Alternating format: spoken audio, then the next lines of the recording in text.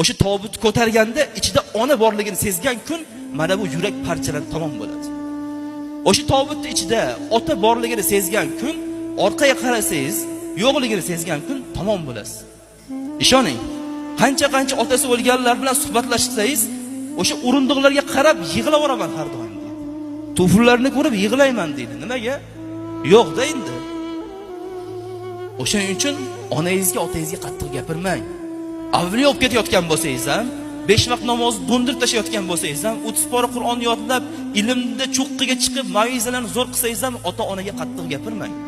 Boyib ketayotgan bo'lsangiz ham ota-onaga qattiq gapirmang. Eng go'zal gaplaringni shu onangga gapirgin. Gapir jannatimda, gapir volidamda, gapir onajonimda. Alloh Qur'onda gapiribdi. Nima istaysiz, ayting.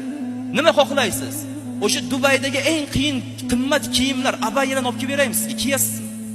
O'sha Malayziyadagi eng qimmat ro'mollarni olib kelib beraymi? O'raysizmi? O'sha brend do'konlardagi oyoq kiyimni oyog'ingizga kirib uzib kiygizib qo'ysam bo'ladimi? Shunda rohatlanasizmi?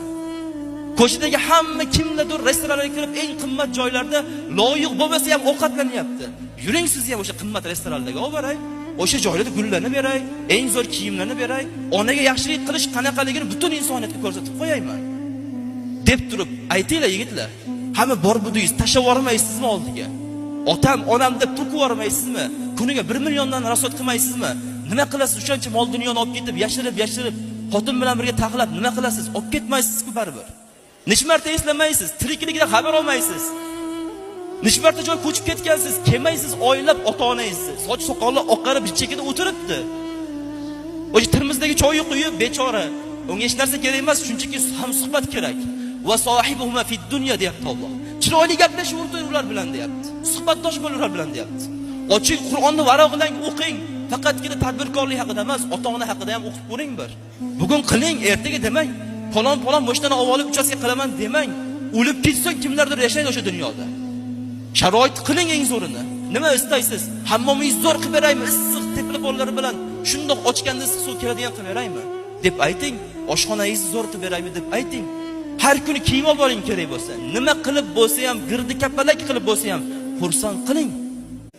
O'sha tobut ko'targanda ichida ona borligini sezgan kun mana bu yurak parchalanib tamom bo'ladi.